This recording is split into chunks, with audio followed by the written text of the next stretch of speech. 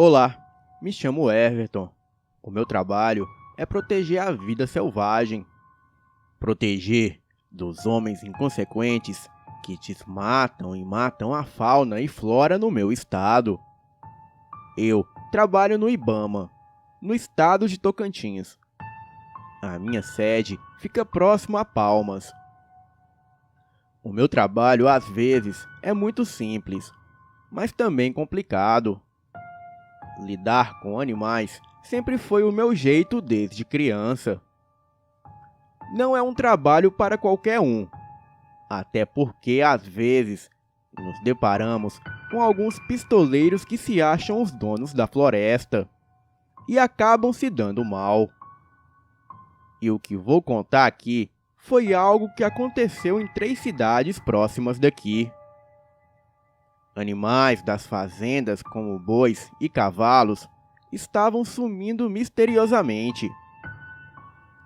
Alguns eram encontrados retalhados pelas matas. Relatos de pessoas diziam que os animais de estimação, como gatos e cachorros, às vezes ficavam perturbados, latindo e miando a madrugada inteira. Porcos e galinhas criados em quintais também começaram a desaparecer, ou eram totalmente dilacerados, como se um bicho enorme os tivesse comido.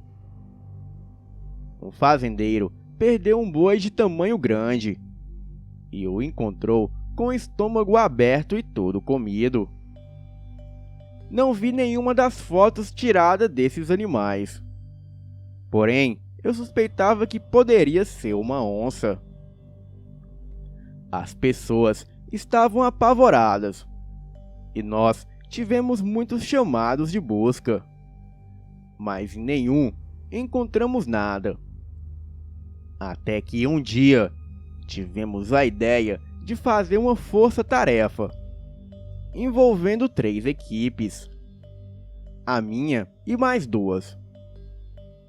O estado chamou uma equipe da Bahia para nos ajudar. Não entendia por quê, mas ordens de cima não podemos contestar nada. As equipes foram divididas em uma unidade para cada cidade. A criatura não se limitava em atacar só uma cidade. Porém, aquela criatura atacava 3 cidades. Então, esse era o nosso único jeito de conseguir pegar aquela criatura, que até então suspeitávamos se tratar de uma onça. Chegando à cidade em que eu e a minha equipe fomos designados, escolhemos nos hospedar em uma casa alugada, onde éramos alertados pela polícia e outras equipes por rádio sobre ataques de algum animal grande na cidade. Mas de certa forma, ficamos bem acomodados naquela noite. Mas durante a madrugada foi que as coisas começaram a esquentar. Uma das equipes nos alertou sobre um animal que acabara de atacar uma casa, e a polícia foi quem avisou a equipe. Os moradores da casa ligaram para a polícia, achando que fosse um ladrão que estava roubando as suas galinhas. Mas quando a polícia chegou, presenciou algumas galinhas mortas e comidas. Eu e um colega ficamos a madrugada ouvindo a equipe que investigava. E logo a equipe passa pelo rádio que estava perseguindo um animal na mata, próximo à rodovia principal. A equipe, acompanhada da polícia, logo diz ter perdido o rastro do animal próximo ao limite da cidade.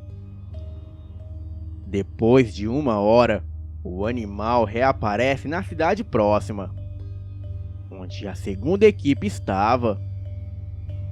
A polícia diz pelo rádio que uma criatura grande atacou uma pessoa no centro da cidade e que eles estavam levando a vítima para o hospital.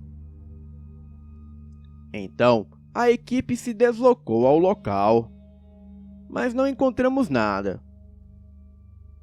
E estávamos rodeando a cidade para encontrar alguma movimentação estranha.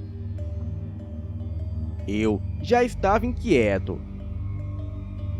E seguindo um raciocínio, acordei todo mundo e nos direcionamos aos limites da cidade, onde provavelmente o animal viria caso viesse na direção da cidade em que estávamos. E já no centro da cidade, a polícia diz pelo rádio que uma fazenda estava sendo roubada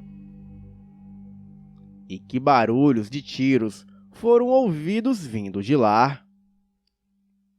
Eu parei o carro e abri o Google Maps para ver a localização da fazenda, mas ela se encontrava no outro lado da cidade. Eu suspeitava que a criatura ainda estivesse fazendo seus ataques nas fazendas. O percurso fora da cidade seria longo, mas o animal percorreu muitos quilômetros em apenas minutos. Então a criatura conseguiria chegar lá mais rápido por fora do que por dentro da cidade. Então decidimos ir para a fazenda. E já na estrada de terra, avistei a viatura da polícia ao longe. Acelerei para acompanhá-los. E chegando à fazenda, os moradores de lá estavam exaltados e com medo. A polícia fez o seu procedimento e os moradores disseram ter presenciado um animal grande atacando o gado. Logo chega o dono da fazenda e mais 3 homens, e todos eles estavam armados. Disseram ter visto uma criatura atacar o gado, e quando atiraram, o animal grunhiu alto e uivou, parecendo um lobo. Eles contam que aquela coisa não era deste mundo. Os homens perseguiram aquela coisa até a mata, onde aquilo sumiu. O fazendeiro estava bufando de raiva. Nós não acreditamos naquilo e fomos investigar. E chegando ao curral, eu vi um dos animais mortos com um arranhão enorme na cabeça e uma mordida que arrancou a sua pele do pescoço até a barriga. Essa foi a primeira vez que vi um dos animais atacados mortos, e fiquei abismado com aquilo, pois não conseguia acreditar que aquela coisa poderia ser um lobisomem. Mas uma onça não teria a capacidade de fazer aquele estrago todo. Era por volta de 8 da noite e estava bem escuro, e só as lanternas iluminavam o nosso caminho em busca de pistas. Mas até então não sabíamos para onde a criatura foi. Mas de repente uma esperança surgiu, e um dos homens disse que viu para onde a criatura foi. Dizia ele que era um beco sem saída. E havia uma serra seguindo o caminho para onde a criatura foi. Logo, preparei uma armadilha e passei para o rádio para as outras equipes virem nos ajudar. As duas equipes iriam cercar a criatura pela estrada, enquanto a nossa iria cercá-lo por onde ele subiu. Bem, as equipes se posicionaram e subiram. E eu e a minha equipe subimos acompanhado do fazendeiro, dos seus capangas e 2 policiais. A floresta era bem mais escura e a luz da lua não iluminava muito lá dentro. E ao longe, escutamos um uivo na parte de cima da floresta, que ecoou por ela toda. Todos começaram a ficar meio assustados. Estavam torcendo para que fosse um lobo.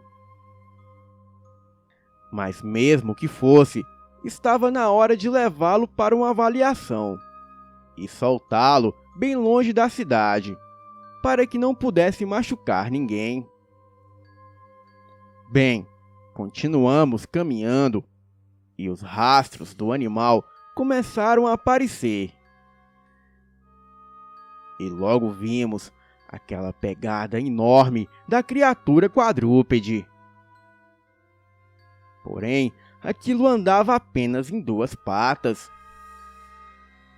Eu, naquele momento, fiquei surpreso de como aquilo era possível. O meu grupo já estava cansado de caminhar. Então decidimos parar para descansar um pouco. E ficamos ali em uma clareira, sentado por um bom tempo.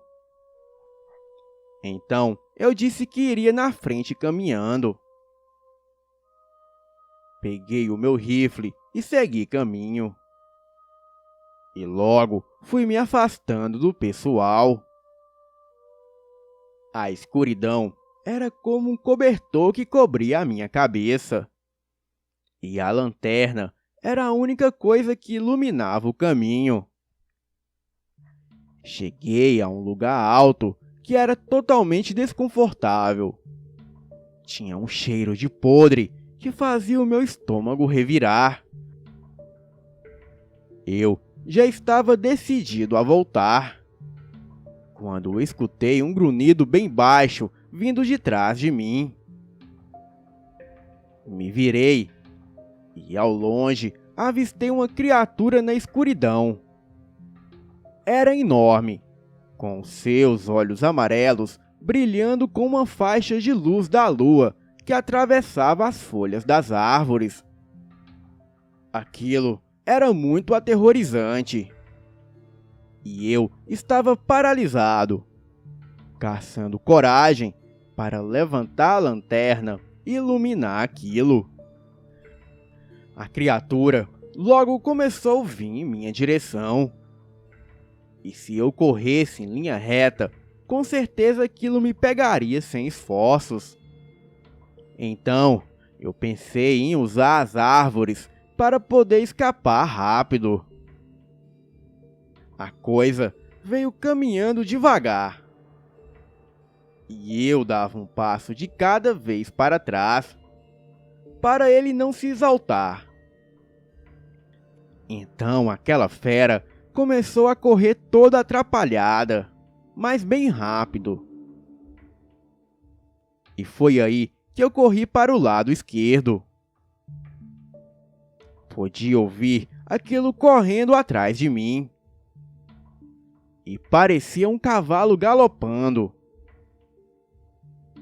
E eu me esgueirava de um lado para o outro, entre as árvores.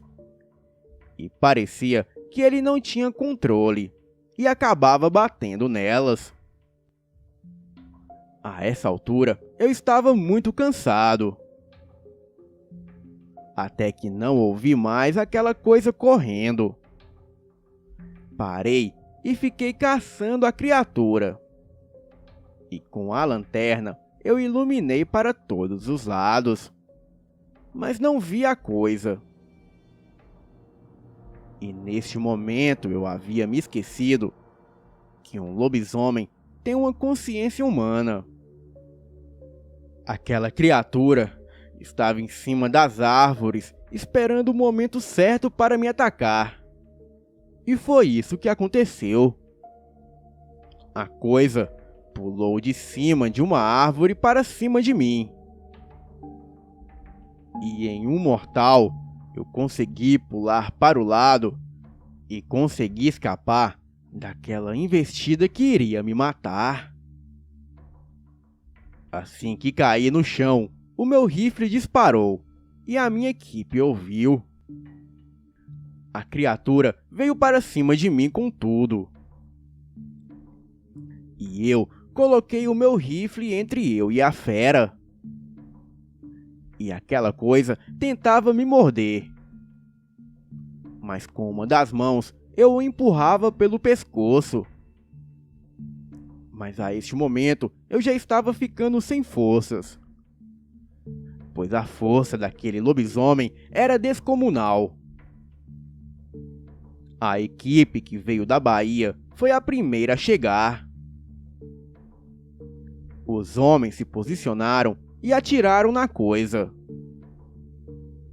Aquele monstro soltou um grunhido alto e, muito furioso, foi para cima da equipe. Mas todos ali posicionados começaram a atirar na criatura. E a fera, vendo que não aguentaria, fugiu pelo mato. Eu levei alguns arranhões, mas nada muito grave. A equipe baiana disse que foi deslocada para cá porque era especializada nisso. E que já enfrentaram muitas dessas criaturas. E eles também estavam especificamente ao encalço dessa coisa, pois aquilo veio da Bahia fugindo deles. Então era obrigação deles caçar este lobisomem. Enquanto conversávamos, aquela fera soltou seu último uivo naquela região. Isso foi o suficiente para dizer que aquilo estava indo embora. Depois desse dia, aquela cidade voltou ao normal. E até hoje, nunca mais houve ataques por lá. Bem, ainda estamos sem nada para fazer. Porém, estou me transferindo para a Bahia para melhorar a minha caça e poder ir atrás daquela criatura. E assim poder terminar o que comecei. Boa noite.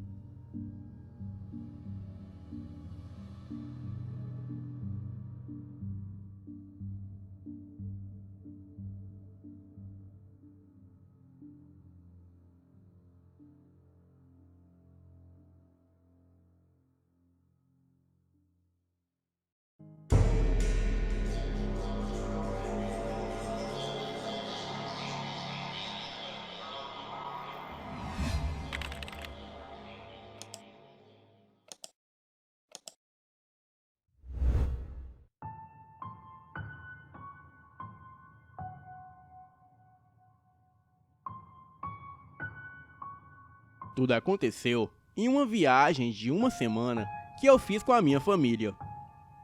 Era inverno e nós tínhamos ido para uma casa que é dos meus avós, no interior de São Paulo. Os meus avós estavam em viagem e a casa estava desocupada somente para nós. Fomos eu, a minha irmã Vanessa e 4 primos. Esses 4 primos eram 4 irmãos, sendo 3 meninos e uma menina.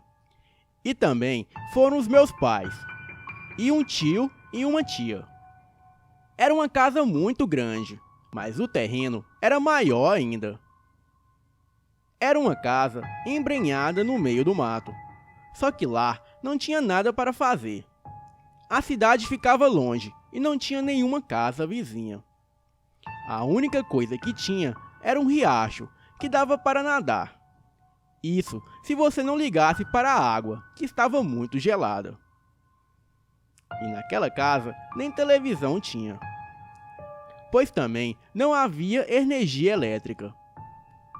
A nossa maior diversão era uma bola de futebol. Eu e os meus primos jogamos bola durante toda a tarde. E o tempo que a gente não estava jogando bola, estávamos conversando besteira. E não demorou muito para as histórias de fantasma aparecerem. Nós ficamos um tempão vendo quem ficava mais assustado. E de noite a gente pegava pesado nas histórias. Mas depois de 2 dias já não conseguimos nos assustar mais. Quando anoiteceu, eu e os meus primos ficamos em um quarto contando histórias de terror. Dormíamos todos no mesmo quarto, afinal ninguém tinha coragem de dormir sozinho. O tempo foi passando e a temperatura baixando, e uma neblina forte baixou na região. Mas a neblina estava tão forte que não dava para ver nada que estivesse a 20 metros da casa. Eu fiz um comentário meio besta sobre a neblina, do tipo: É numa neblina dessa que o diabo aparece. O meu primo Flávio, que era o mais velho com 19 anos, ficou me enchendo o saco. Ele dizia que o diabo sempre aparece para quem fala nele. Nessa hora, todos ficaram sérios me olhando. Um frio percorreu a minha espinha, mas eu era do tipo que, mesmo com medo, não perdia a piada. Então eu disse: só se o diabo usar GPS para nos encontrar aqui nesse fim de mundo. Aquele comentário foi o suficiente para todos rirem e deixar o medo de lado. Bem, pegamos no sono bem rápido e logo dormimos. No sábado de manhã, os adultos já estavam de saco cheio de ficarem lá parados o tempo todo e resolveram sair para a cidade, ficando somente eu e os meus primos na casa. Não havia com o que se preocupar, afinal já éramos todos adolescentes, entre 13 e 19 anos. Era um sábado e os nossos pais chegariam no domingo à tarde para nos buscar e voltarmos para a cidade. Eles saíram em apenas um carro, que era o carro dos meus tios. O carro do meu pai permaneceu ali, no quintal do sítio. Assim que os adultos foram para a cidade, nós saímos para jogar bola. Afinal, era uma das poucas coisas que se podia fazer por lá. No meio do futebol, ouvimos alguns miados, vindo da mata ali do lado. Fomos até lá e encontramos um lindo gato preto. Cheguei perto e o gato não se assustou, muito pelo contrário. O gato veio até nós de uma forma bem amigável e roçava em nossas pernas. Percebi que era uma fêmea, então demos a ela o nome de Pepeta. Não sabíamos como aquela gata foi parar ali, pois parecia ser bem domesticada para morar no meio do mato. Brincamos muito com a Pepeta e depois voltamos para jogar bola. A Pepeta sumiu. Achei que talvez ela tivesse voltado para o lugar de onde veio. Sei lá, não dei muita importância. E continuamos o futebol. Aquela tarde estava bem fria, e uma neblina tomava conta do lugar. Mas em questão de minutos, a neblina foi ficando densa, até se tornar um nevoeiro. Jogávamos bola em um campinho de areia, mas não dava para enxergar direito por causa do nevoeiro. Eu queria voltar para casa, mas os meus primos achavam aquilo divertido. E foi aí que reparei algo estranho. Estávamos em 6 pessoas. mas eu tinha a impressão que havia mais pessoas ali, jogando bola com a gente. A impressão que eu tinha era que havia umas 10 pessoas, jogando com nós. Porém, não havia nenhum desconhecido. Os meus primos também tiveram a mesma sensação. E foi aí que algo muito bizarro aconteceu. O meu primo, André, estava no gol. Eu o chamei pedindo para passar a bola para mim. Ele olhou para frente e jogou a bola. Eu, bem irritado, disse que era para ele jogar para mim. Ele me olhou com uma cara de espanto e disse que havia jogado a bola para mim lá na frente. Mas isso não era possível, porque eu estava aqui do seu lado. E foi aí que reparamos as silhuetas de todos que estavam ali jogando, em meio ao nevoeiro. Contamos umas 10 pessoas ao todo. Gritei os meus primos e o André pegou a bola e saímos dali correndo para casa. Os outros, sem entender nada, apenas corriam nos acompanhando e perguntava o que estava acontecendo. E foi aí que eles olharam para trás e notaram a silhueta de 6 jovens no campinho. Todos estavam parados imóveis, em meio ao nevoeiro. O pânico se espalhou geral e nos trancamos em casa. Queríamos muito ir embora dali, mas não havia como, pois não havia nem sinal de celular para ligarmos para os nossos pais. Algumas horas depois, já estávamos mais calmos. E foi aí que escutamos aqueles mesmos miados de gato vindo de fora da casa. Abrimos a porta e era a Pepeta. Ela logo correu e entrou na casa. Ficamos ali, brincando e fazendo carinho nela. E foi aí que o meu primo mais velho, o Flávio, disse: "Galera, eu acho que tem um jeito de sairmos daqui e voltarmos para casa ainda hoje." Perguntei a ele como faríamos isso, e ele disse: "Essa gata com certeza tem um dono. Dá para perceber isso pelo fato dela ser bem dócil e ter o pelo brilhando e cheiroso. Se ela morasse no mato, ela seria arisca e fedorenta. Bem, vamos colocar ela para fora de casa e a segui-la, pois os donos dela devem morar em algum lugar escondido aqui perto. E se eles moram por aqui, com certeza devem ter algum telefone fixo. Nós pediremos a eles para usar, e assim ligamos para os nossos pais." Bem, de fato, o Flávio tinha razão. O plano foi se dividir em 2 grupos. Os 3 mais velhos iriam, e os 3 mais novos ficariam em casa.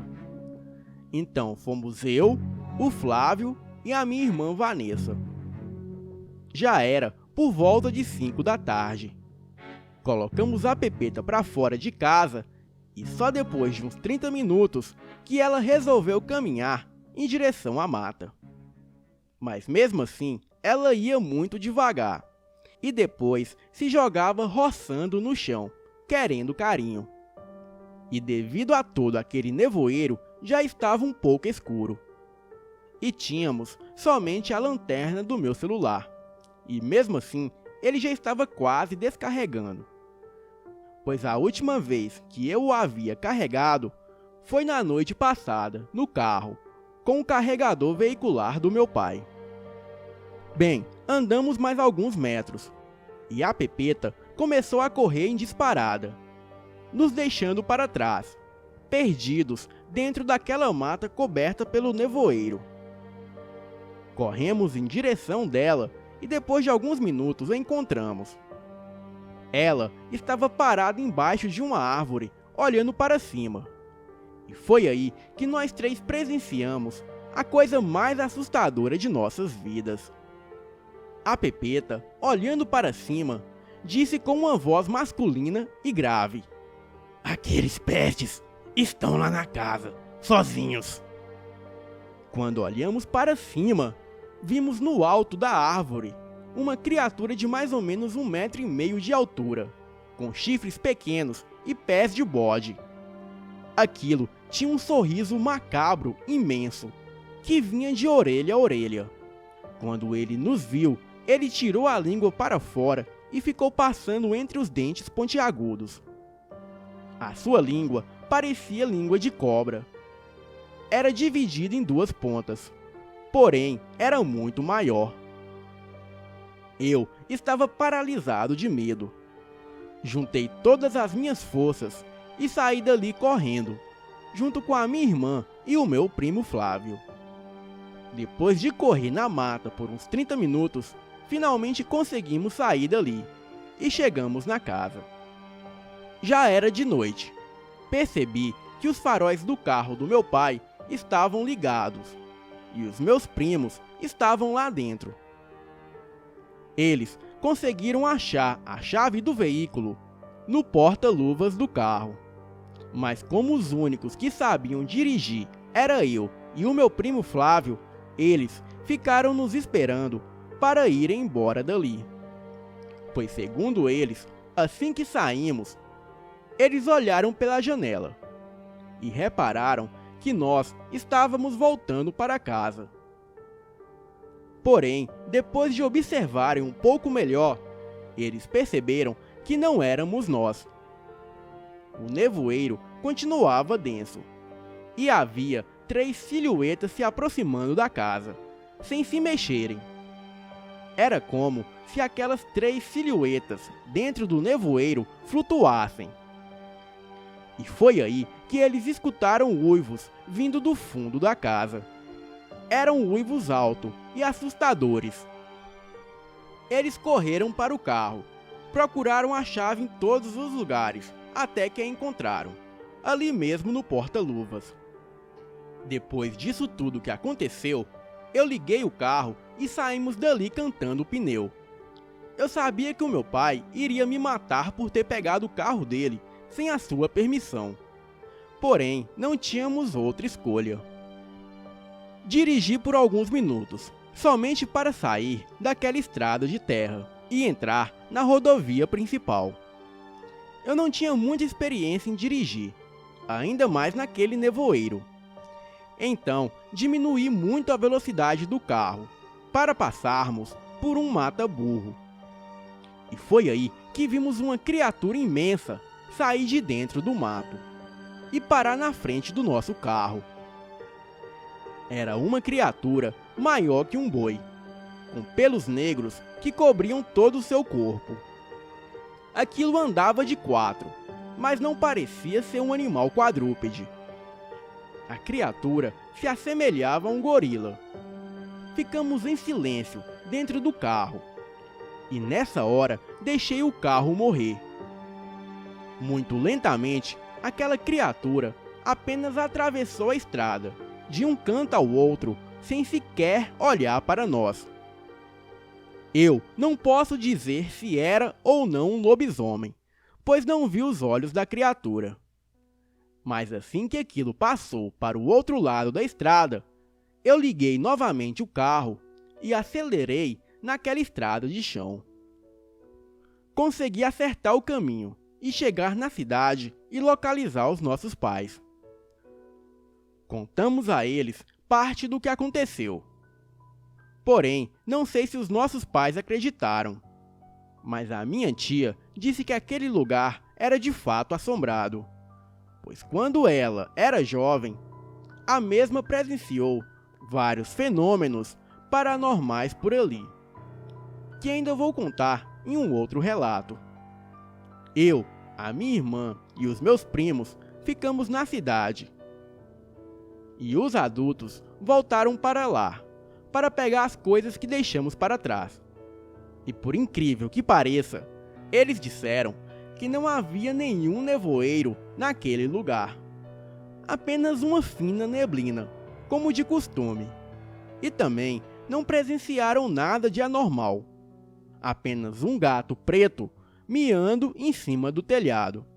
Mas eles ignoraram o gato e voltaram para a cidade.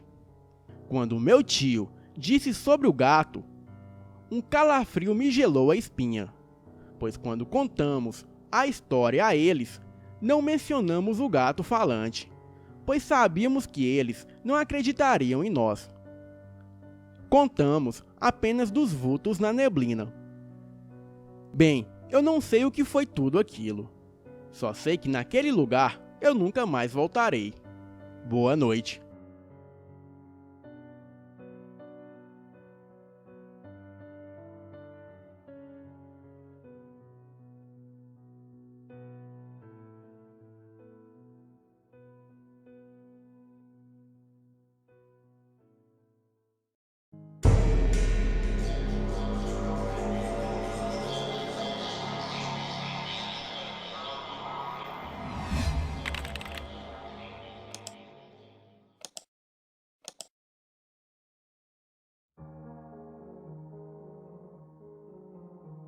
Boa noite, me chamo Joana.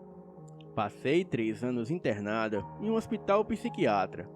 Motivo, eu era esquizofrênica, mas não necessariamente, pois na verdade, as vozes que eu ouvia era tudo real, mas vinha de um outro plano astral, bem diferente do que conhecemos.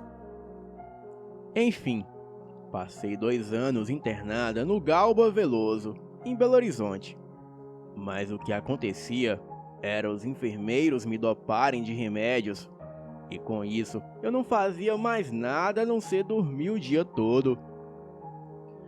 E quando acordava, ficava vegetando de um lado para o outro por efeito dos remédios. E só fui me curar de verdade quando a minha família me transferiu para um hospital espírita em Belo Horizonte chamado André Luiz. E somente lá, os médicos e enfermeiros, que são todos espíritas, perceberam que o meu problema não era clínico, e sim espiritual. E com muito amor, dedicação, oração, sessões de hipnose e regressão, e também muitos passes, eu fiquei totalmente curada em 1 ano. Mas nesse período, eu conheci uma amiga que estava internada devido a traumas. A chamarei aqui de Isabel. A história dela e seu namorado lobisomem é bem peculiar. Mas depois de a conhecer muito bem, e também de saber que o resultado de sua hipnose e regressão apontaram como verídico a história dela, de fato, eu acredito. E agora contarei aqui exatamente como ela me relatou o ocorrido. Não parecia uma data comemorativa, mas parecia ser um amor incondicional para fazer aquele casal de namorados comemorar o primeiro mês de namoro com uma viagem de carro. Mas como o namoro foi bem aceito pelos pais da garota, tudo se passou por entendido. O pai dela não confiava muito na viagem. Dizia que o rapazinho poderia estar mal intencionado e talvez se aproveitasse da sua filha. "Ah, já sou bem grandinha, pai", era o que ela dizia. O pai, teimoso ainda, deu um punhal à garota, mas ela, ignorando, jogou o objeto no banco de trás do carro e seguiu viagem com o namorado. O rapaz, Guilherme, se mostrava empolgado com a viagem.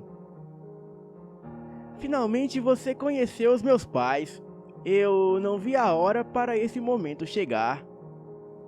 A garota Isabel apenas balançava a cabeça e pensava: "Pois é, depois de você passar dias e noites me atazanando para virmos, já estava na hora desse momento acontecer mesmo." Mas ao mesmo tempo em que dizia isso para si mesma, ela segurava no colar de diamantes que o seu namorado a deu. E todas as loucuras que ela pensava foram causadas pelo que o povo falava, que ela namorava por interesse, mas isso não era verdade.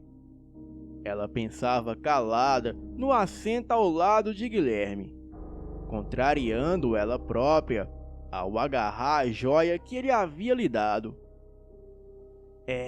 Foi a pior coisa que eu fiz, namorar um cara rico, ela pensou. Ao mesmo tempo, ela tocava uma cicatriz em seu braço. Ela nunca disse a Guilherme o que tinha acontecido ou o que teria deixado aquela marca horrível nela. No que você está pensando? Guilherme perguntou a ela. E trêmula, ela respondeu: nada, na nossa viagem. Você estava tão ansioso para essa viagem que nem ficamos para assistir aquele filme de terror que vai passar na TV. Hoje, os filmes de Sexta-feira 13 são os melhores. Precisava me lembrar que hoje é Sexta-feira 13? Ele perguntou indiferente. Já está quase anoitecendo e não chegamos nesse lugar. Falta muito para chegarmos? Um pouco. Que tal se bebemos alguma coisa antes de chegarmos? Ele disse, já pegando as cervejas. Não é uma boa ideia. Além do mais, você nem bebe. Vai, Bel, por favor. A viagem está um tédio, só. Beleza então. Ela pegou só uma cerveja e o casal seguiu viagem. Já estava quase anoitecendo. A lua já mostrava o seu vislumbre por detrás das árvores. E o frio consumia cada centímetro quadrado daquele lugar estranho. Ela estava com medo, mas não sabia do que. E para afastar aquele clima sombrio, ela logo perguntou com a cerveja na mão: Por que você está comigo? Você me ama de verdade? Ele ia responder e tudo ficou escuro de repente. Mas aos poucos, o brilho da lua cheia ficava mais nítido para a namorada. Ela sentiu seu rosto molhado. E quando ela teve noção do que acontecera, ela resumiu que seria sangue. Começou a chorar e viu seu namorado do lado de fora do carro, lá na frente, deitado com o corpo virado para baixo.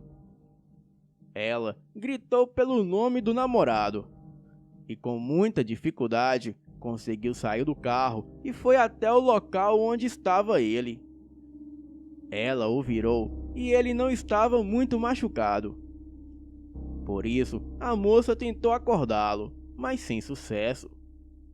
Arrastou o corpo até próximo ao carro e prometeu conseguir ajuda.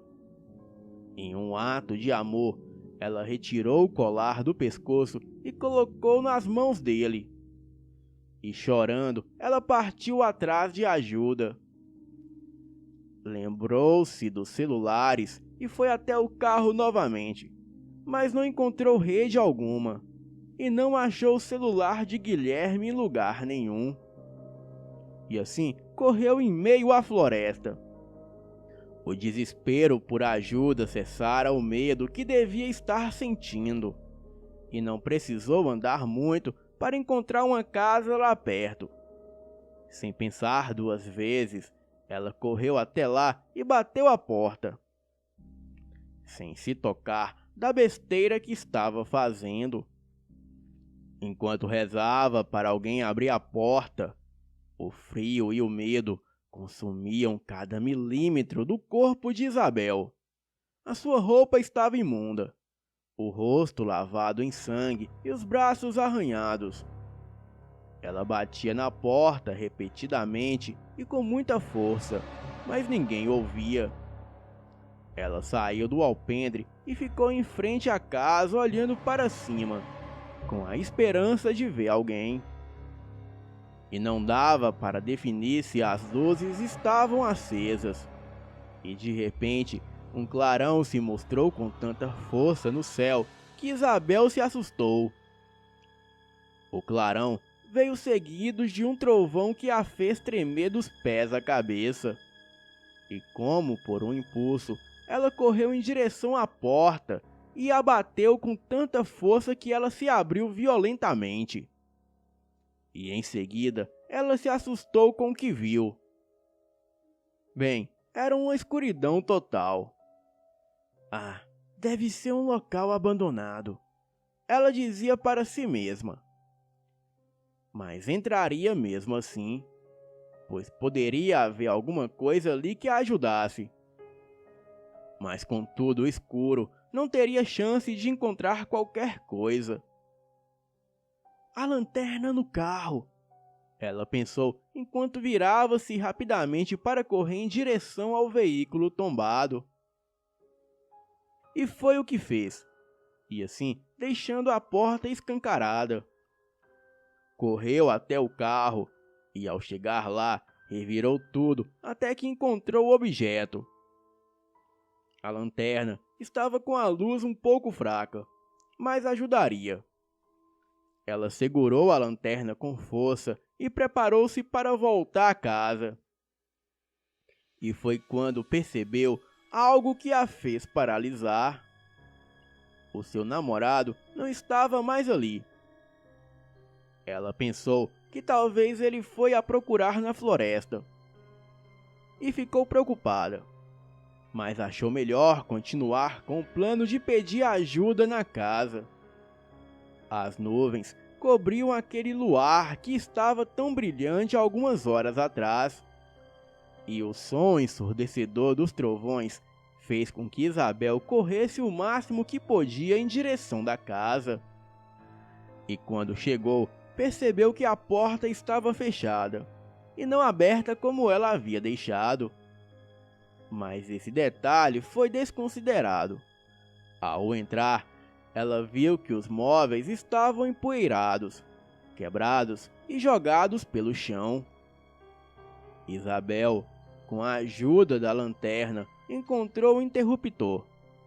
Mas ao o acionar, nada aconteceu. Ali realmente era uma casa abandonada. Uma coisa que ela conseguiu notar, o que seria praticamente impossível de não perceber, foi o cheiro horrível que emanava do local. Um odor de carne podre ou algo parecido.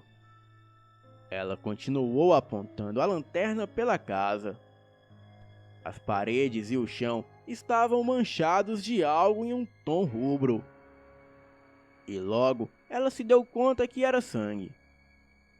Havia uma escada que levava ao segundo andar.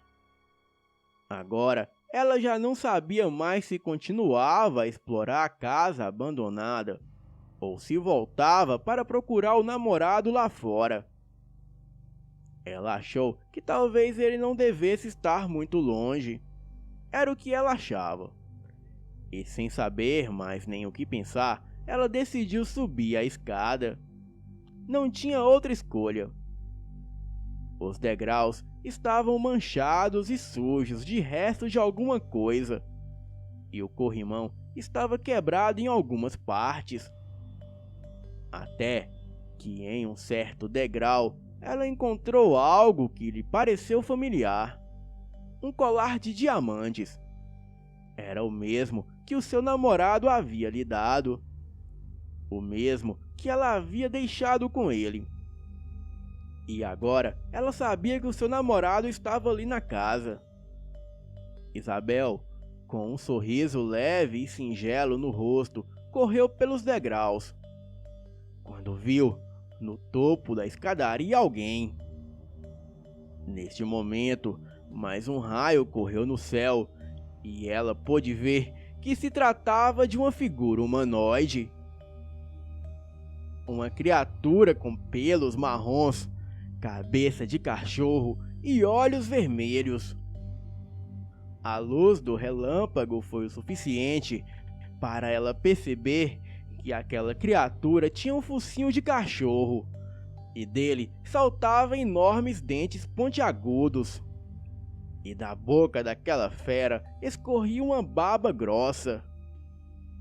A criatura era mais alta que ela e deveria ter por volta de 2 metros de altura.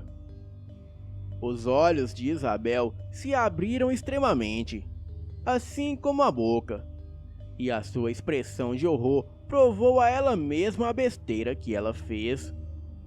Então ela correu para a floresta. sabendo que aquela criatura estava lhe perseguindo. Ela sabia que não conseguiria fugir e temia que aquela criatura estranha cruzasse com seu namorado em algum momento. Aí seria o fim dele. Enquanto corria, ela pensava no namorado e achava que ele já deveria estar morto naquela hora. Ela pensou no sangue, no colar e pensava na cerveja responsável pelo acidente. A sua cabeça processava informações que a deixava cada vez mais atormentada. E então, no meio de tantas coisas na consciência, ela lembrou do punhal que o seu pai havia lhe dado. Então, ela teria que pegá-lo, pois poderia ser útil. Ela pensou que só precisava correr até o carro, pegar o punhal e correr rumo à floresta novamente. E assim, ela tomou um fôlego e correu. E depois de muitas quase quedas, a jovem chegou ao carro e pegou o punhal. Mas quando terminou de fazê-lo, ela viu que aquela fera assassina vinha em sua direção. E então ela correu rumo à mata. De repente, o cansaço mostrou-se presente em seu corpo. Então ela se escondeu atrás de uma árvore e tapou a boca com a mão. E pelo barulho pesado nos passos, aquela coisa estava próxima. Ela sentiu tanto medo que as suas pernas estavam paralisadas, como se ela tivesse usado toda a energia com a corrida que fez pela floresta.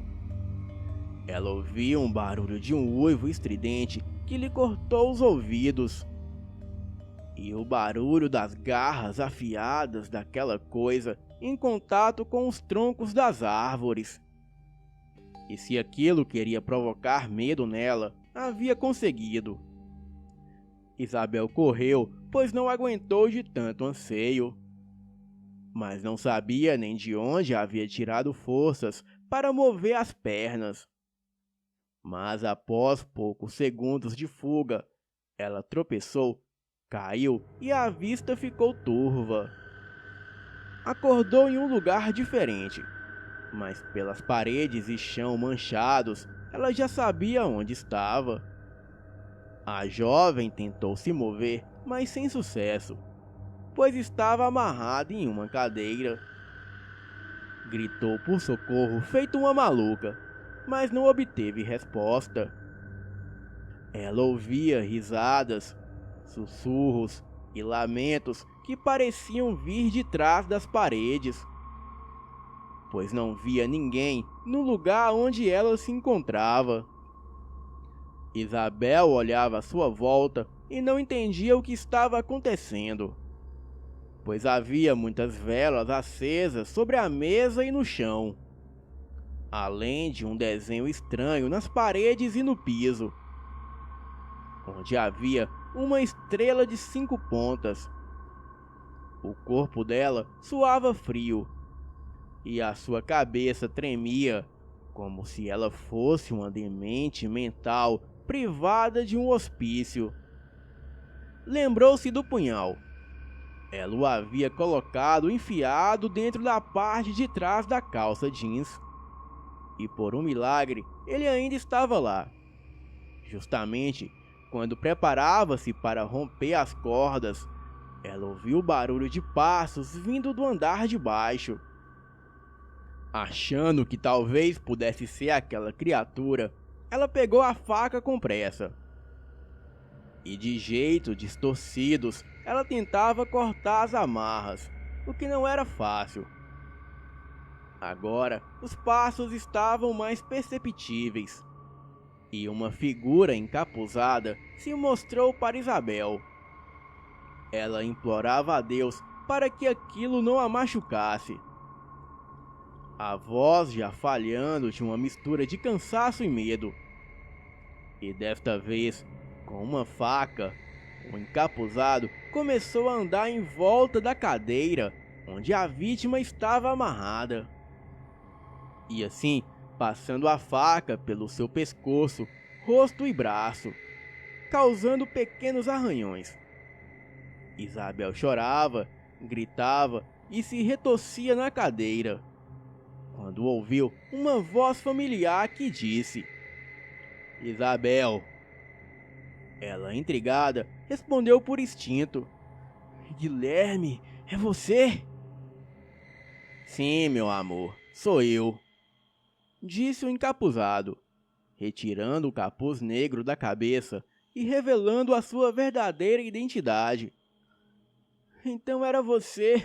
Você me fez passar por isso tudo. Ela não estava entendendo nada. Neste momento, o namorado de Isabel, que revelara ser o verdadeiro perseguidor dela, disse com um sorriso de felicidade no rosto: Você é muito idiota. Você não desconfiou de nada. Você achou mesmo que eu te levei pra viajar em uma sexta-feira 13 à toa?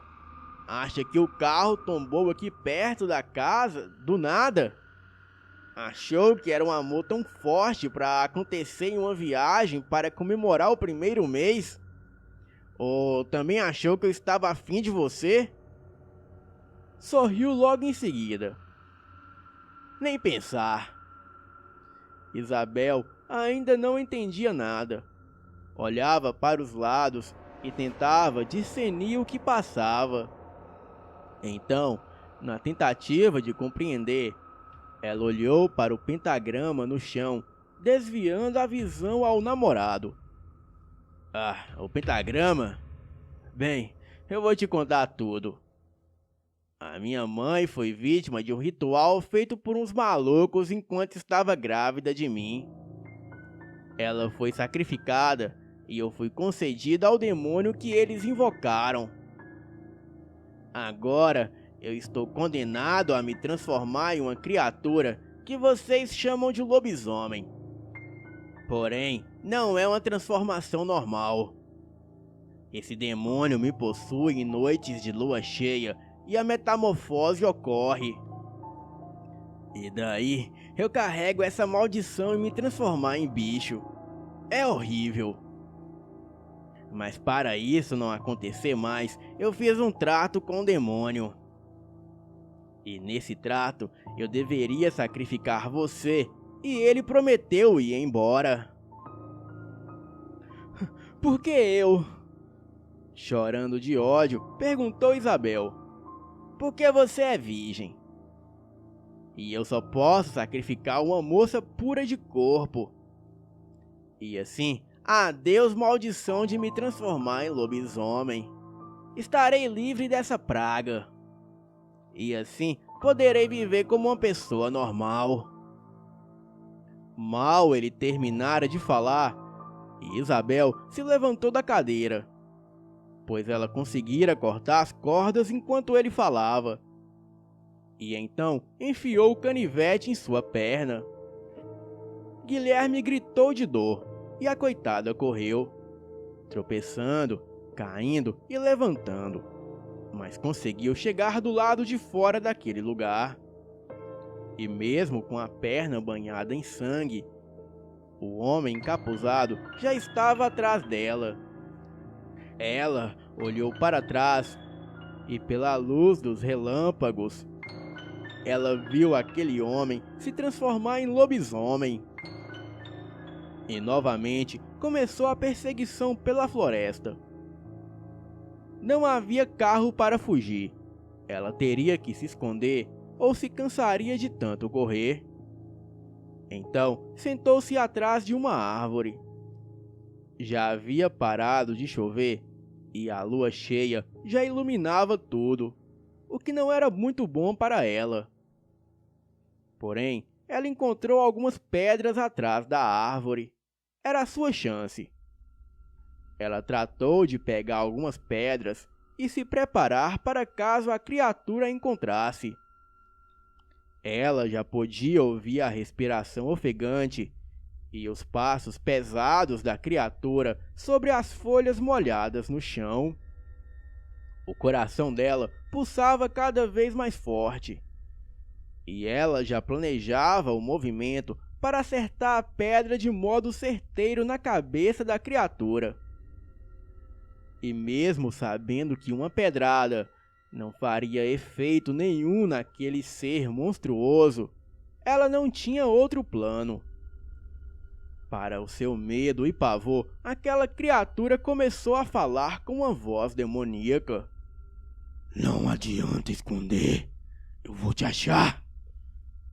Ela notou que aquilo estava muito próximo, pois já era possível ver a sombra enorme da criatura projetada pela lua. Ela se preparou com a pedra na mão, e quando a fera estava perto, Isabel lançou a pedra com toda a sua força. A pedra pegou em cheio no focinho da criatura. Mas isso só deixou a fera mais furiosa. Então ela correu com todas as forças de volta a casa, pois lá talvez ela encontraria algo para ajudá-la. Enquanto isso, a fera se pôs de pé e correu em sua direção. Era como se aquela criatura estivesse brincando com ela, pois se aquilo quisesse realmente a pegar, já teria feito em instantes. Já na casa, ela procurava algo, como uma barra de ferro ou uma faca. Ela sabia que seria muito improvável de encontrar algo com o que ela pudesse se defender, já que a criatura não fez nada para impedir a sua fuga para fora das árvores na floresta. Isabel subiu ao segundo andar da casa, pois ele poderia ter deixado a faca que fora enfiada em sua perna jogada por lá. E foi quando, do segundo andar, ela foi capaz de ouvir os passos lá de baixo. E ainda não tinha encontrado nada com que pudesse se defender, pois o punhal não estava lá. A porta se abriu e a criatura entrou. A coisa correu por detrás dela e a agarrou pelos cabelos. Ela já estava cansada. A criatura deu uma risada assustadora e disse: Você é muito frágil. Eu não te golpeei na floresta, pois poderia te matar. Então deixei você correr, pois sabia que você vinha pra cá. E aqui era onde eu precisava de você. A criatura deu uma patada em Isabel e ela caiu tonta no chão. E em seguida, os pelos do corpo daquela coisa foram caindo, assim como seus dentes. E aquela forma monstruosa dava lugar ao Guilherme. Ele, totalmente sem roupa, pegou Isabel e a levou para dentro daquele pentagrama desenhado no chão, cercado de velas. Pegou a faca que ele havia escondido em um vão da parede e a colocou no pescoço da garota. E então ele começou a dizer palavras incompreensíveis e estranhas. Isabel percebia que as velas tremiam, assim como os móveis jogados no chão. Bem, faltava poucos minutos para a meia-noite. E ao terminar de pronunciar aquele dialeto, Guilherme preparou a faca para realizar o sacrifício. E foi neste momento que Isabel virou-se, empurrou o namorado e gritou: Eu não sou mais virgem! Sem entender nada, Guilherme mudou a fisionomia e ela continuou: A cicatriz no meu braço foi o meu ex-namorado quem deixou em mim. Ele me agredia e um dia ele abusou de mim.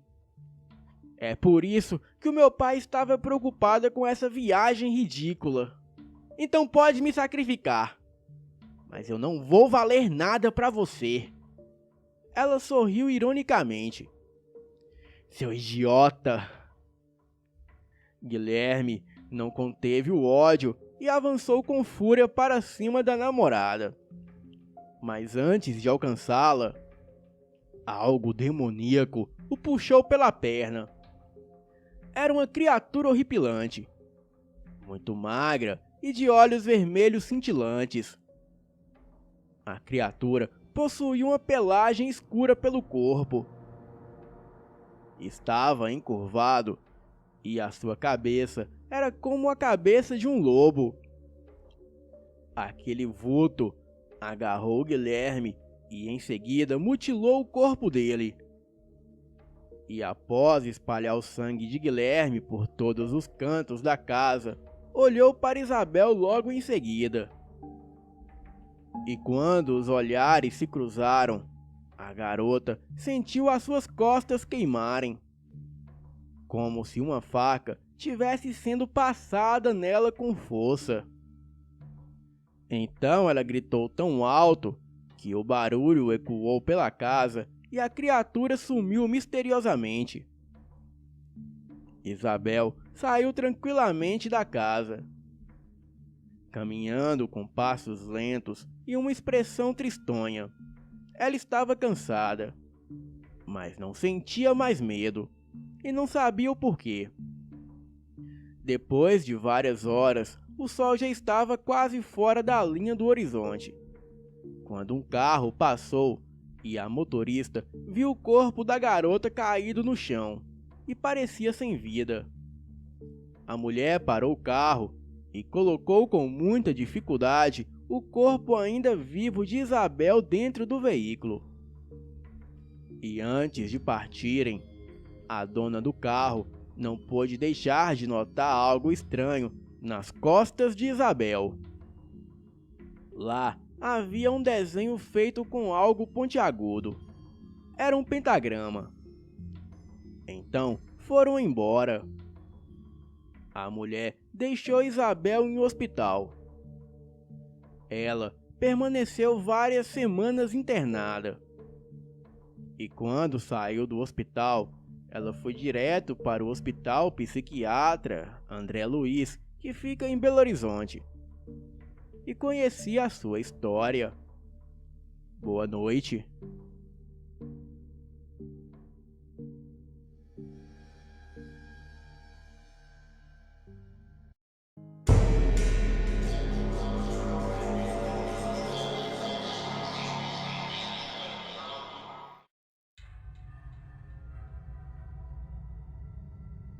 Esta é uma lenda que existe na minha família. E tudo começou há muito tempo atrás, no início do século XX. Bem, não se sabe direito. A minha família ainda estava morando no interior de São Paulo, e a cidade era Santana de Parnaíba. E ali moravam na casa o pai, a mãe, 2 filhos e uma filha. Hoje em dia, ninguém mais lembra o nome deles, porque faz muito tempo.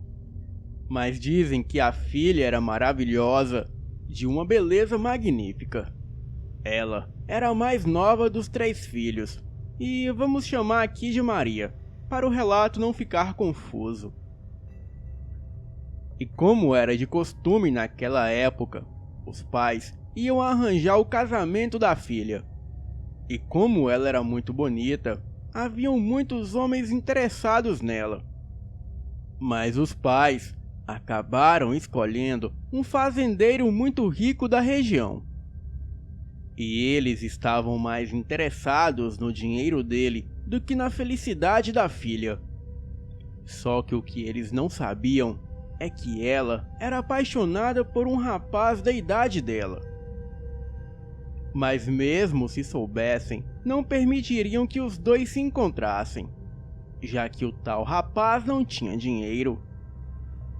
Bem, o tempo foi passando, e o tal fazendeiro começou a frequentar a casa da família da Maria, e começou a cortejá-la. E desde o começo, ela demonstrou que não gostava da ideia de se casar com ele, mas ninguém parecia se importar muito com isso. Mas mesmo assim, O casamento entre os dois já estava praticamente oficializado e a cidade inteira já estava sabendo. Mas o que ninguém sabia é que ela sempre escapava de noite para encontrar o verdadeiro amor de sua vida. Bem, os meses foram passando e o casamento foi oficializado. E a garota começou a entrar em desespero. Aquela não era a vida que ela queria. Porém, ela teria que obedecer o que o pai dela decidisse para ela. A Maria tentou implorar para os pais cancelarem o casamento, dizendo que ela não queria se casar com ele. Mas os pais, pensando na fortuna da família do rapaz, não queriam saber de desmarcar o casamento. E quando faltava pouco menos de um mês para o casamento dela, Maria já não aguentava mais de tanta angústia. Ela não dormia e também não comia. A única alegria que ela tinha era os encontros às escondidas com o verdadeiro amor dela. Só que a essa altura, o fazendeiro já estava desconfiado que tinha mais alguém na vida dela. E esse era o motivo do desespero todo da Maria. Então, ele mandou um capanga dele seguir cada passo da garota, para ver o que ele descobria. Maria e o rapaz, que vou chamar aqui de Júlio, combinaram de se encontrar de madrugada numa cachoeira que ficava dentro de uma mata. Mas naquela noite, o pai da Maria acordou quando a filha pensava em sair de casa. E ele, já desconfiado, a trancou dentro do seu quarto. E assim, ela não pôde sair para ver o Júlio. Porém, o rapaz ficou a esperando. E de alguma forma, o fazendeiro rico ficou sabendo desse encontro pela melhor amiga da Maria. Pois a Maria confiava todos os seus segredos a essa amiga. Mas por dinheiro, ela comunicava ao fazendeiro todas as tramóias da Maria. O fazendeiro mandou um capataz na mata atrás do Júlio para dar cabo nele. Porém, esse capataz nunca mais foi visto com vida. E no outro dia, encontraram seu corpo dilacerado nas margens da cachoeira. E ninguém sabe o que de fato aconteceu. Mas pessoas que moravam perto dessa mata relataram terem visto uma criatura horripilante, metade homem e metade fera, sair da mata, disparado estrada fora pela madrugada. Então, não demorou muito e logo começou a surgir boatos que um lobisomem vivia na cidade. Numa certa noite, a Maria pediu para o pai dela, implorando pela última vez, que ele cancelasse o casamento. Mas ele já estava decidido e falou que não cancelaria o casamento. Então, ela simplesmente se levantou e foi para o quarto dela. Trancou a porta e esperou todos irem dormir. E já que ela teria que se casar com alguém que não queria, a Maria queria pelo menos se entregar pela primeira vez para o amor da vida dela. Então, naquela noite, ela fugiu para se encontrar com o Júlio. Só que um dos capangas do fazendeiro a viu fugindo de casa no meio da noite e foi atrás. Maria foi até a casa do Júlio e o chamou. O Júlio apareceu na janela e a Maria falou para ele a segui-la. Ela saiu correndo e os dois foram juntos para um galpão abandonado que não ficava muito longe de lá. E ali os dois se entregaram um para o outro e pela primeira vez transaram loucamente. E quando o capanga viu aquilo, ele foi chamar o fazendeiro. Só que os dois acabaram dormindo lá no galpão, nos braços um do outro. Algum tempo depois, o fazendeiro apareceu com vários capangas no galpão e encontrou os dois lá, sem roupa nenhuma, dormindo juntos. Ele ficou furioso, começou a berrar e a chutar tudo em volta dele. Os dois amantes acordaram assustados e viram o que estava acontecendo. E sem ter nem como e nem para onde fugir, simplesmente ficaram ali parados. O fazendeiro começou a xingar Maria de tudo quanto era nome, falando que ela não tinha honra e que não merecia a vida que ele ia dar para ela. Ela simplesmente falou que não queria a vida que ele ia dar, mas que ela estava sendo forçada a se casar com ele, já que ela não teria escolha que o seu marido fosse um porco imundo feito ele. E quando ela falou isso, o fazendeiro ficou furioso. Porém, ele estava armado. Ele pegou a arma e deu um tiro nela, bem no coração. E em seguida, a Maria caiu no chão. O rapaz que ela amava se jogou no chão do lado dela e começou a chorar enquanto a abraçava.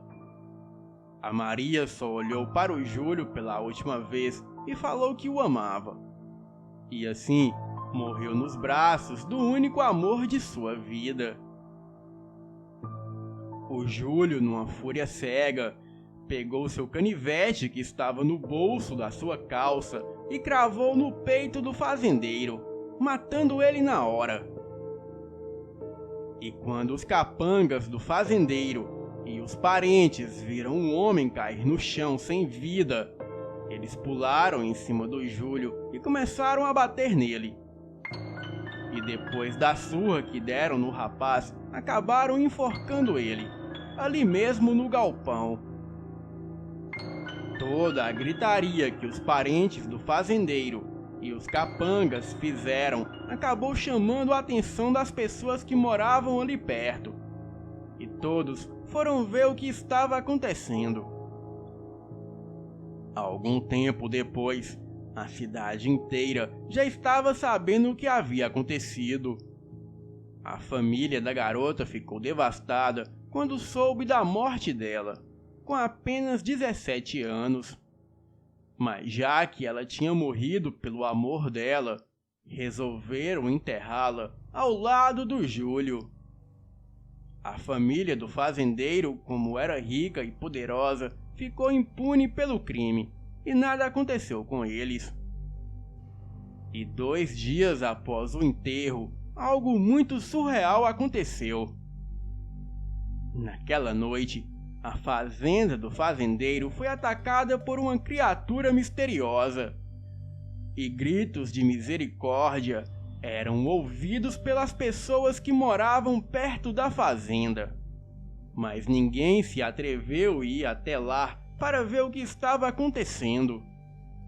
No outro dia, encontraram toda a fazenda destruída, e os parentes do fazendeiro, e todos os empregados, assim como os capangas, e até os animais da fazenda, estavam mortos, e todos com vários membros dos seus corpos arrancados, e até mesmo partes dilaceradas. Naquela situação, todos já desconfiavam que o lobisomem seria o Júlio. Bem, mas isso seria impossível, pois o rapaz estava morto. Então, o prefeito mandou que fossem até o cemitério para fazer a exumação no corpo, para provar para as pessoas que o rapaz de fato estava morto.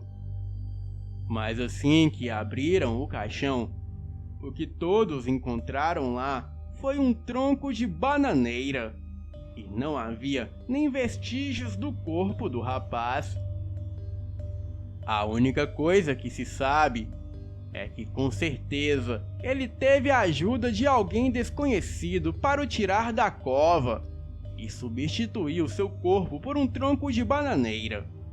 Seria o Baobao? A terrível criatura das Filipinas? Pois somente essa criatura tem o hábito de roubar cadáveres e os substituírem por troncos de bananeira.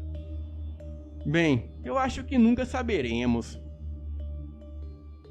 Séculos se passaram e sempre que alguém da minha família se apaixona por alguém, quando encontram o amor verdadeiro da sua vida, a Maria aparece junto do Júlio para abençoar o casal.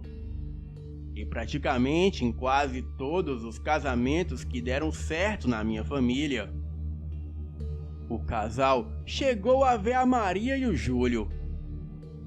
A minha mãe viu este casal quando ela e o meu pai se casaram. Ela estava na cozinha fazendo um almoço para o meu pai. E quando eles foram para a sala de casa, eles viram os dois lá. Uma tia minha também viu, e o casamento dela é muito feliz até hoje. E com os meus avós aconteceu a mesma coisa. Então, sempre que o Júlio e a Maria aparecem para alguém da minha família, nós sabemos que essa pessoa logo irá encontrar o amor verdadeiro. Boa noite.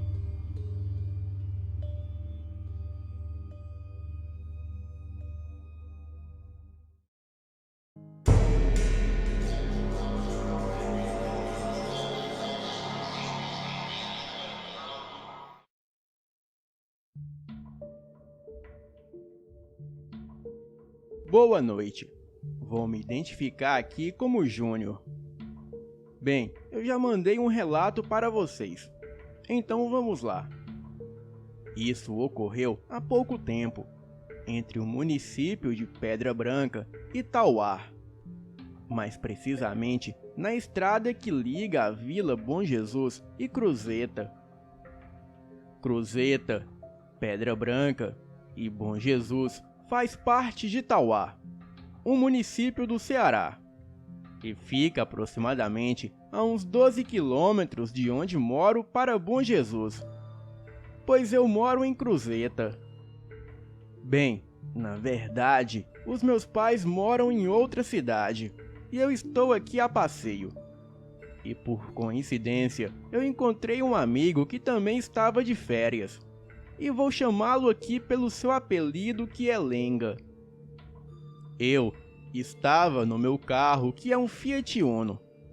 Então, decidimos ficar rondando a cidade para conhecer melhor o lugar.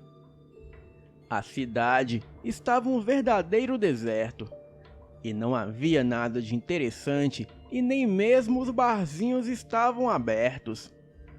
Aquela noite estava muito agradável, e eu não queria de forma alguma ficar em casa. Então parei o carro na praça da cidade, que também a mesma estava praticamente deserta. E havia somente um trailer de hambúrguer do outro lado da praça, e umas 3 pessoas lanchando ali. Ficamos ali na praça conversando um pouco, até que aparece uma amiga nossa. Ela se chama Keila e estava por ali à toa. Ela disse que conhecia um barzinho movimentado, onde poderíamos ir beber e comer um tira-gosto. Perguntei a ela onde era esse tal barzinho, e ela disse que ficava na saída de Bom Jesus. Então, logo eu saquei onde era o tal barzinho, e disse que não seria uma boa ideia, pois a minha ex-namorada costumava frequentar aquele lugar, e se ela estivesse lá, não seria um clima agradável. Bem, a Keila disse que era improvável dela estar lá, pois ninguém fica 24 horas em um bar. A última coisa que eu queria na vida era encontrar aquele traste da minha ex. Mas mesmo assim, fomos para esse tal barzinho. Passamos por uma estradinha de terra, sem iluminação alguma. A estrada era bem esburacada e cheia de mata-burros. Mas como eu sou um bom motorista, eu não tive dificuldades de passar por ali. E somente depois de 20 minutos que chegamos neste tal barzinho. Bem, aconteceu exatamente como eu disse. Assim que chegamos no barzinho, havia cerca de 12 pessoas ali. E entre as 12 estava a minha ex-namorada com seu atual namorado. De certa forma, fiquei até feliz, pois estando com um namorado novo, ela não me encheria o saco. Bem, lê do engano. Chegamos e sentamos os meus amigos e eu em uma mesa fora do bar, bem afastada da mesa da minha ex. Conferimos quanto tínhamos de dinheiro e optamos por comprar 12 latão de Skol e uma porção de costela com torresmo. E como eu estava dirigindo, de certa forma, eu não podia abusar da bebida. Então, eu não tomaria mais que 3 latão. Fui fazer o pedido no balcão e lá estava o namorado da minha ex.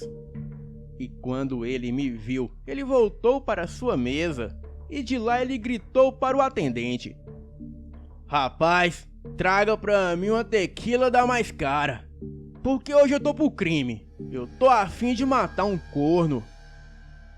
Eu comecei a rir e disse pro atendente: cuidado pra não levar calote, porque esse aí não tem nem onde cair morto."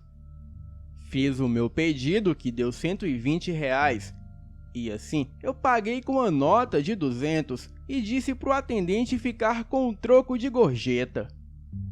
E quando voltei para minha mesa, ainda escutei uma risadinha de deboche da minha ex, mas eu não liguei.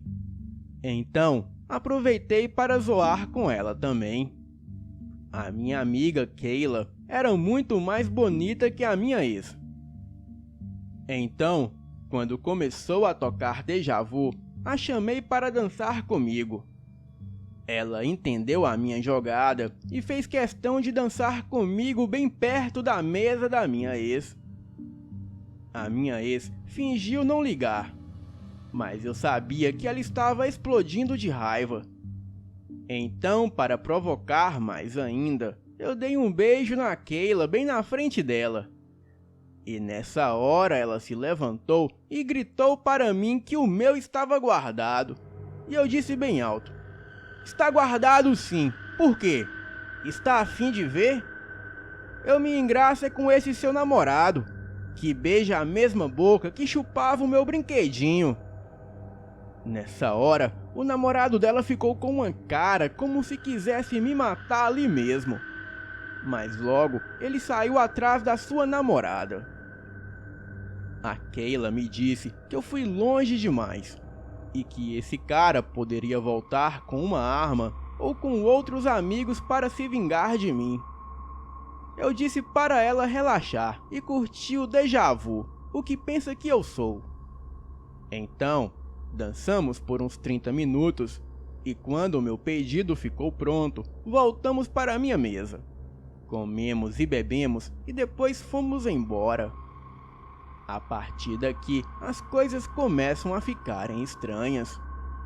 Era por volta de 2 da manhã e quando saímos do bar, passamos por aquela estradinha de terra com os mata-burro. Eu tive a leve impressão que algo me perseguia pela mata ao redor da estrada. A princípio, eu achei que era o efeito da bebida. Mas os meus amigos também estavam vendo aquilo e estavam apavorados, pois eles diziam ver algo que corria na mesma velocidade do carro. E por mais que eu acelerasse dentro do possível, aquele vulto conseguia acompanhar o carro pela mata. E quando chegamos no mata-burro, eu tive que diminuir a velocidade do carro, quase parando. E foi aí que a criatura se revelou para nós. Aquilo saiu do mato e parou na frente do carro. E o que posso dizer que aquela coisa, com certeza, não era deste mundo. E ao contrário do que muitos dizem, que o lobisomem tem focinho, bem, aquela criatura não tinha. A fera tinha uma boca normal, porém os seus lábios eram roxos, assim como a pele do seu rosto era arroxeada. O seu nariz eram 2 buracos subindo, os olhos amarelos e o resto do corpo era somente longos pelos, exceto nos peitos e no rosto que a criatura não possuía pelos. Aquilo era enorme e deveria ser mais alto que eu, e também era muito forte. Aquele ser começou a urrar feito louco e a socar o carro. E a cada golpe no carro, o carro se balançava todo. E os meus amigos estavam chorando de tanto medo. A única coisa que passou na minha cabeça foi buzinar. E quando eu fiz isso, a coisa começou a gritar, tentando tapar os ouvidos e sacudindo a cabeça. Os seus gritos eram algo pavoroso. Então, o Lenga, que estava do lado do carona, colou a mão na buzina do carro, enquanto eu tirava o carro do mata-burro. A criatura se afastava, mas não saía da frente do carro. E assim que eu saí do mata-burro, eu acelerei e bati na coisa. E aquilo logo caiu para a lateral do veículo. A fera não desistiu e continuou perseguindo o carro. Mas quando chegamos no asfalto, eu coloquei 120 por hora. E a coisa ficou para trás. Quando avistei um posto de gasolina, logo parei e os meus amigos foram até a loja de conveniência para tomarem uma água, pois eles estavam tremendo de tamanho que foi o susto que passamos. Eu disse ao frentista para colocar 50 reais de álcool no carro. E ele me perguntou se os meus amigos estavam bem. Eu disse que não, mas que eles ficariam bem. E para minha surpresa, ele me perguntou o seguinte: por acaso vocês não toparam com nenhum lobisomem na estradinha que segue para o Saboeiro não, né?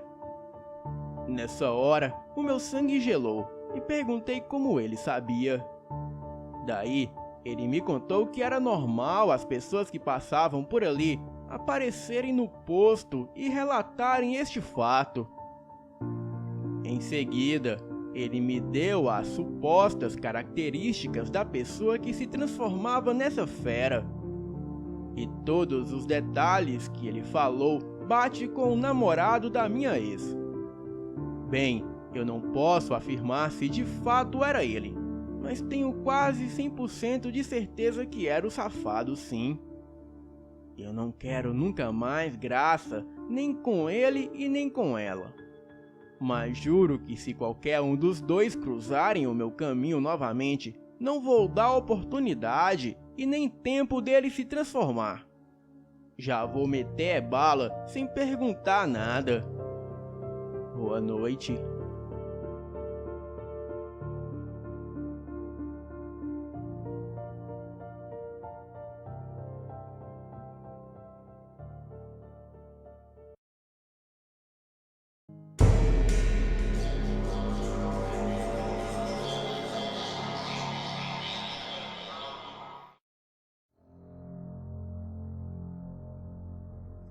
Boa noite. O relato que vou contar aqui aconteceu com a cunhada do meu tio. Segundo ela, o ocorrido aconteceu em 1996, quando ela tinha 17 anos. E a partir daqui, contarei a sua história com as suas palavras. Em minha mocidade, eu vivia com o meu avô em uma casinha nos fundos de um sítio, onde o meu avô trabalhava. E eu simplesmente adorava aquele lugar. E o cheiro de cada manhã me fazia lembrar da minha mãe. A minha mãe havia falecido há pouco tempo. E naquela época, tínhamos pouco acesso à escola, e por isso eu não frequentava a mesma. Mas a patroa do meu avô gostava muito de mim. E nas minhas horas vagas, ela me ensinava a ler e a escrever, e outras coisas. De vez em quando, vinha outros fazendeiros comprar cavalo do patrão do meu avô. Pois o seu patrão, que se chamava Seu Chico, vendia cavalos para vaquejadas. Bem, o meu avô adorava vaquejadas, e quando podia, ele sempre ia. E quando seu patrão chegou naquele dia, ele logo anunciou que teria vaquejada na cidade próxima. Então, o meu avô ficou muito animado. E dias depois, na véspera da vaquejada, eu acordei pela manhã com o meu avô discutindo com o Seu Chico. Me levantei e fui olhar do que se tratava aquela discussão. E foi aí que eu vi que o cavalo que seria vendido estava ali totalmente dilacerado no chão do estábulo. E na hora que eu vi, eu comecei a chorar. E o meu avô tentou me acalmar. Eu não tinha entendimento do que estava acontecendo. Mas foi aí que o Seu Chico falou para o meu avô: "Olha, seu Felipe, eu nunca tinha visto um negócio desse. Então, o senhor abre o seu olho e não deixe a sua neta sair à noite." No outro dia, que era o dia da tal vaquejada, logo começou os preparativos na cidade próxima. E sempre que havia esta festa de vaquejada, eu fazia umas coxinhas para vender lá na festa. E eu sempre ia com a dona Silvia, a mulher do Seu Chico. Bem, por volta das 10 horas da manhã, o meu avô e o Seu Chico partiram para a vaquejada. E eu e a dona Silvia ficamos fazendo as coxinhas para vender. E quando foi por volta de 3 da tarde, a Silvia já estava com as coxinhas prontas para fritar. E eu inventei de fazer um vatapá, porque o pessoal daquela região adora. Bem, então eu fui fazendo o vatapá. E quando era por volta de 7 da noite, estava tudo pronto. E só faltava fritar as coxinhas. Então, eu fui levando tudo para o carro da dona Silvia. E voltei para falar para ela que faltava apenas fritar as coxinhas. Ela disse que eu deixasse o óleo esquentando, enquanto ela iria tomar um banho. Peguei uma panela bem grande e coloquei 3 litros de óleo para esquentar. Coloquei ali em um fogão a lenha que ficava do lado da porta do quintal. Deixei ali esquentando e fui trocar de roupas. Fechei a grade do portão e quando voltei, eu vi que o óleo já estava bem quente. E assim, eu comecei a colocar uma por uma das coxinhas. Eu estava tão concentrada para não me queimar que percebi que havia uma criatura enorme que estava na porta entre a cozinha e a sala. Aquela coisa parecia um cachorro muito grande, porém estava em pé feito uma pessoa. A criatura parecia estar me desejando com aquele olhar de ódio. Me veio um frio na espinha e na hora eu tentei sair pelo portão. Bem, foi uma tentativa em vão, pois eu já havia trancado aquele bendito portão. Aquela criatura peluda que parecia um cachorro e andava feito uma pessoa começou a vir para cima de mim. Nessa mesma hora, todo o ambiente ficou impregnado com seu fedor. Aquela criatura mostrava os dentes e vinha para cima de mim como se fosse me matar. Então, eu, encurralada e sem saída, Peguei a panela com óleo quente sem nem me importar e joguei a panela com óleo e coxinha em cima daquele demônio.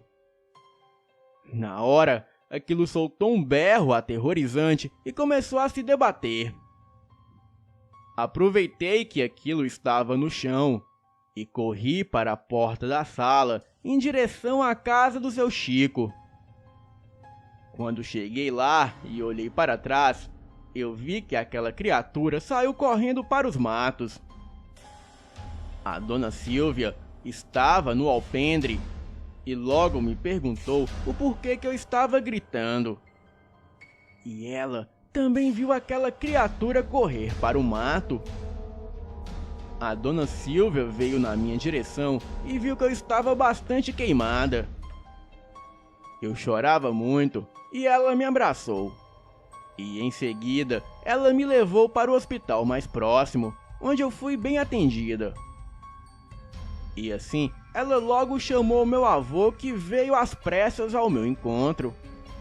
E eu passei um mês internada. No dia que eu recebi alta, o meu avô foi assinar uns papéis. E eu fiquei o esperando na recepção do hospital. E foi quando vi um rapaz me olhando fixamente. Ele estava todo enfaixado e todo queimado. Eu não tive dúvidas que aquele rapaz era o monstro que tentava me atacar. E eu não havia contado o que aconteceu de fato comigo para o meu avô. Eu disse a ele que a panela tinha escapado das minhas mãos e assim me queimou. Naquela hora, o meu avô veio ao meu encontro. Mas antes de sairmos dali, o meu avô foi falar com aquele moço. Você está bem? Por coincidência, a minha neta também se queimou.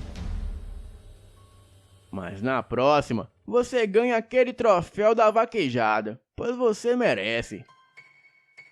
Quando meu avô disse isso, eu fiquei sem reação ao olhar para aquele homem. E assim, perguntei ao meu avô de onde ele conhecia aquele homem. E foi aí que o meu avô disse: Filha, ele é o vaqueiro que veio pra vaquejada. Esse moço era o rapaz que iria lhe namorar.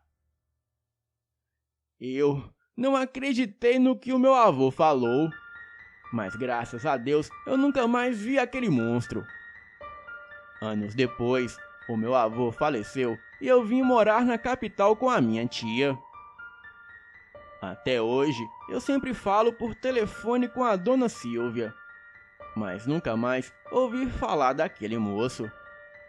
E este é o meu relato da vez que quase namorei um lobisomem. Boa noite.